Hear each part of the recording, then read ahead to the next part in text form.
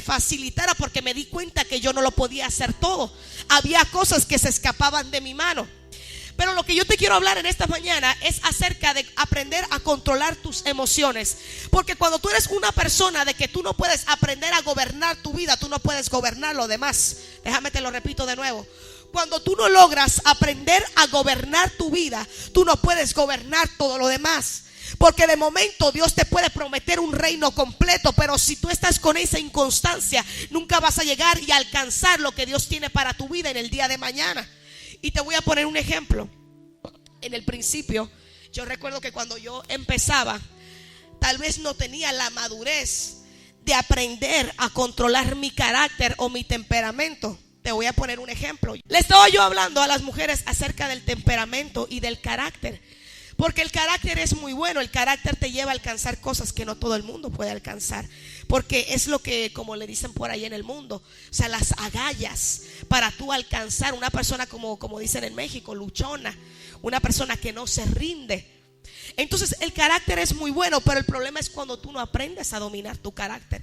Cuando tú permites que el carácter te domine. Es como un ejemplo, cuando de momento una persona pasa por una situación difícil y de momento cae en depresión, le da tristeza. No hay ningún problema con que llegue una etapa de tu vida que tú puedas sentirte en ese estado emocional, porque es normal. Somos seres humanos. El problema es cuando ya tú vives bajo esa atmósfera de depresión, cuando tú vives bajo esa atmósfera de tristeza, que eso se apodera de ti. Como un ejemplo, la Biblia dice: airaos, pero no pequéis. No permitas que el sol se ponga sobre ¿qué? Sobre tu enojo. O sea, no hay problema con que tú te enojes. El problema es cuando ya tú permites que el enojo te controle diariamente. O sea, realmente Dios entiende que somos seres emocionales, que sentimos, que padecemos, porque aún Jesús le pasó. Cuando estaba en el monte Getsemaní, ¿qué fue lo que dijo? Señor, yo sé, él sabía humanamente que lo que él iba a atravesar no iba a ser fácil. Y dijo: si es posible, pasa de mí esta copa, pero que no se haga mi voluntad, que se haga la tuya. O sea, en ese momento, tal vez humanamente, imagino yo, aunque la Biblia no lo relata, probablemente sus emociones, o sea, se vieron alteradas por el saber lo que iba a pasar en el día de mañana, en la circunstancia que él iba a vivir. Pero aunque en ese momento tal vez se sintió de esa manera, él pudo controlar sus emociones y dijo: Señor, que no se haga mi voluntad, que se haga la tuya.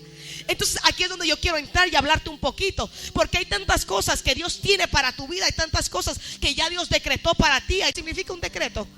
La última palabra, la última decisión. Cuando Dios dice que tú eres bendecido, nadie puede cambiar la decisión que ya Dios decretó hace tiempo. Quiere decir que ya tú eres bendecido. Cuando Dios dijo: por mis llagas tú eres sanado, quiere decir que esa es la última palabra. Aunque el médico te diga que tú estás enfermo, aunque el médico te diga que te desahucian, no quiere decir que es la última palabra, porque ya Dios decretó que por las llagas de Cristo tú eres sanado. Cuando de momento la cuenta del banco te dice que está en negativo, Dios te dice: yo soy el dueño del oro y de la plata.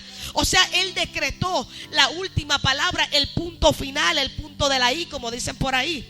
O sea, entonces, ¿por qué si Dios te decreta tantas promesas y te ha dejado una herencia? Tú ves un papá cuando tiene un niño, al niño no lo ve como un bebé, lo ve como ¿qué? Como su heredero.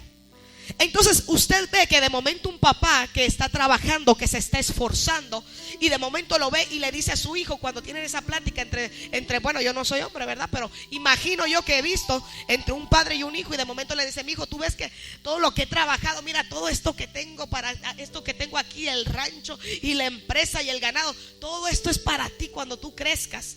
Porque realmente siempre la intención de un padre es trabajar para que su hijo sea bendecido el día de mañana. Es para invertir. Yo en este fin de semana decía que no solamente las maldiciones son las que se heredan, también las bendiciones. Yo hablaba acerca de lo que era la fe los otros días y decía, cuando el apóstol Pablo le estaba diciendo a Timoteo: yo creo que la fe que estaba en tu madre y en tu abuela también está en ti. O sea que fue algo que él heredó de sus generaciones pasadas. Entonces es nuestra responsabilidad en el día de hoy lo que le vamos a heredar a nuestros hijos en el día de mañana. Por eso hay una gran responsabilidad como nosotros como padres. Regularmente cuando un padre trabaja, ¿es para qué? Para darle lo mejor a sus hijos. Déjame decirte que Dios no invirtió a su hijo en vano. Él hizo la mejor inversión para que tú y para que yo fuéramos salvos y tuviéramos vida eterna, para que pudiéramos vivir aquí en la tierra en la plenitud. Hay gente que está esperando a morirse para poder ser bendecida. Hay gente que tiene una mente tan limitada y tan pequeña y que vive conformándose, creyendo que cuando muera va a tener una vida eterna y bendecida. No te estoy diciendo que no, pero te estoy diciendo que hay un propósito de Dios sobre tu vida aquí en la tierra, que tú no tienes que esperar a morirte para ser bendecido, cuando la bendición ya está aquí en la tierra, cuando es aquí donde Dios te quiere usar, cuando es aquí donde Dios te quiere recompensar, cuando es aquí donde Dios quiere restaurar tu hogar. Es aquí en la tierra donde Dios quiere llevar a cabo y ejecutar sus bendiciones sobre tu vida. Entonces no tienes por qué, diga conmigo, no me voy a conformar, voy a alcanzar mi destino. Pero dígalo con ganas, voy a alcanzar mi destino. En una ocasión una hermana, antes de entregarme la parte, estaba cantando un corito de esos bien pentecostales, y la hermana estaba bien gozosa y decía: grite, hermano, grite, que el diablo escuche. Y le dije: hermana, es importante que el diablo escuche, pero es más importante que usted crea que usted está en victoria. Se me fue la voz, ahí está. Es más importante que tú creas lo que tú estás hablando. ¿Sabes una cosa? Tú no tienes que ser profeta para saber cómo le va a ir a una persona. Déjala que hable 5 minutos y tú vas a saber cómo le va a ir el día de mañana. Yo siempre digo que no hay cosa peor que hablar con una persona negativa. De momento le dices: ay, oye, como que me está dando un dolor aquí. Ay, Dios mío, así empezó mi tía Chencha y le comió el cáncer todo el estómago y de eso se murió. Entonces ya tú sientas que todavía ni vas al médico, el médico todavía ni te dice nada y ya tú crees que te va a comer el cáncer el estómago y te vas a morir. Es más, ya estás viendo la funeraria y ya te estás despidiendo de todo el mundo. O sea, es más importante lo que tú crees. Está comprobado que lo que repetitivamente entra a tu cabeza es lo que tú te vas a convertir. Lo que tú hablas es lo que tú eres. Por ahí hay un comercial que dice que lo que comes es lo que eres. Se me fueron los amenes ahí. Entonces, ¿qué pasa? Que es muy importante, dice la palabra, que de la abundancia del corazón habla la boca. Por eso es que cuando tú escuchas a una persona hablar, es que tú sabes cómo le va a ir, de la manera como habla, de la manera como expresa. Hay gente que tú la ves que todo el tiempo está llorando, hay gente que se queja de todo, hay gente que es muy negativa. Ya obviamente, sin yo tener que ser profeta, ya sé que en el día de mañana obviamente le va a ir mal. Cuando dice la palabra que las promesas son en Dios, son ¿qué? Son sí y son amén. Sí, Señor, tú lo harás. Sí, Señor, yo lo veré. ¿Por qué? A veces utilizamos la fe de la manera incorrecta, creyendo más lo negativo que lo positivo. ¿Por qué no creer que soy una mujer bendecida? ¿Por qué no creer que tengo la capacidad de alcanzar el éxito? ¿Por qué no creer que tengo la habilidad para destacar? Porque dice la palabra en Deuteronomio: y te pondré siempre por encima y no por debajo, y te pondré por cabeza y no por cola, y las bendiciones te perseguirán donde quiera que tú vayas. Entonces, ¿por qué vivir turbados bajo las circunstancias de la vida cotidiana? Te voy a poner un ejemplo. De momento vienes a la iglesia, se te predica de fe, se te predica que Dios te va a bendecir, que Dios te va a sanar, que Dios va a hacer algo sobrenatural en tu vida. Pero cuando llegas y te confrontas con el problema de la vida cotidiana, te ves intimidado y acobardado por las circunstancias. De momento crees que Dios tiene todo el dinero, que es el dueño del oro y de la plata, para llevar a cabo cualquier cosa que tú necesites emprender. Pero cuando de momento se llega la hora de pagar los recibos, te ves acobardado.